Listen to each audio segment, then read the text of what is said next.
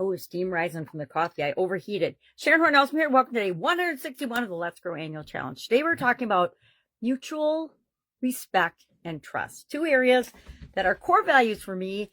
And I think it's like so many other people. It's because we've been involved in relationships where we did not receive those things. And that's why they're so important to us. So I'm going to talk about mutual respect and trust a little bit. We'll talk about building trust and building mutual respect, maintaining it, what we need to do that, both mutual respect and trust, as well as how do you try to regain it. Sometimes you can regain trust and mutual respect. Sometimes you can't. Sometimes the relationship is just killed because of the lack of these two things. So trust is believing and being confident that the other person will do what they say they're going to do, that they're treating us in the ways that we're going to talk about in a little bit. So for example, let's talk about trust first. Building trust, honesty and transparency. You have to be who you are, open and honest and true, and communicate your feelings. You have to be reliable, right? The other person has to be able to count on you and rely on you. And you have to be consistent. They have to know what to expect in order to trust you. What happens if, and how do we maintain trust? Well, by being consistent, by behaving in consistent ways, by, we've all met people who are just all over the place in terms of what they think and how they feel and how they act about stuff. And they're like a time bomb. You never know what to expect from them. They're not very trustworthy, right? Because you never know if one moment they're going to be awesome and then the next minute they're going to explode at you. Effective communication is another way to maintain trust. When we need to rebuild trust, you have to take responsibility. And this is the area that I found people have the hardest time in.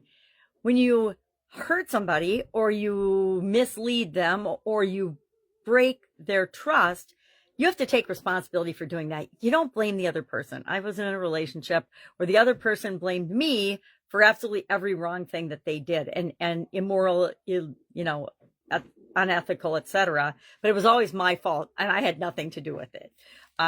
Forgiveness and patience. You have to be forgiving and you have to be patient in order to rebuild trust. How about mutual respect? Mutual respect is treating the other person the way you want to be treated, right? If you want to be treated well, you treat them well and you treat them the same way you expect to be treated.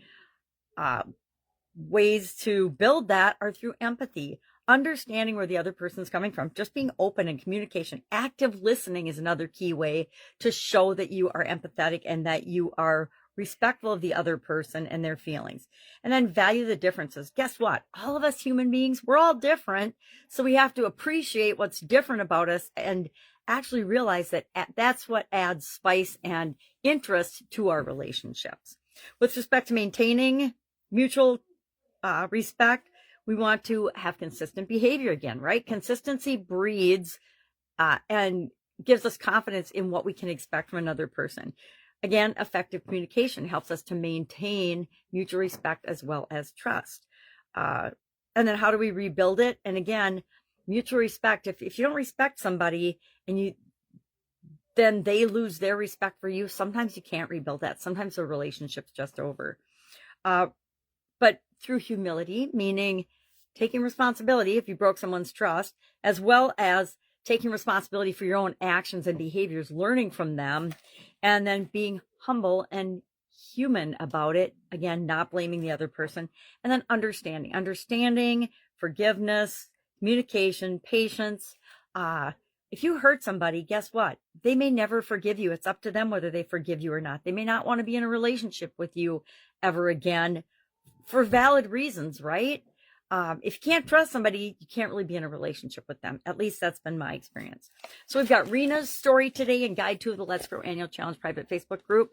What we're going to do today as an action item, it's Sunday, so some Sundays I like to take it easy. We're just going to think about trust and mutual respect in our relationships. Are we giving what we expect to receive? Are we being consistent? Are we treating the people we're in relationships with the way we want to be treated? You don't have to tell anybody. You don't have to be honest with anybody else, but be honest with yourself. Are you? I know that I'm not always awesome in my relationships. I was hanging out with my 3-year-old granddaughter this morning and she kept sighing. And I thought, oh my God, is that what I sound like to her when I'm exasperated or frustrated. And I'm sure it absolutely positively does. So there is a great wake-up call for me in terms of how I want to be perceived versus how I am actually being perceived, and how I want to build trust in my relationship with that little human being. So action item today, just be honest, pay attention to your own behavior, and ask yourself, is there an area with respect to trust or mutual respect that I could be better at? Guess what? There always is. All right. Any questions? Hit me up. Otherwise, Guide 2's got a write-up and Rena's story. Have an awesome day, and I will, of course, be with you tomorrow.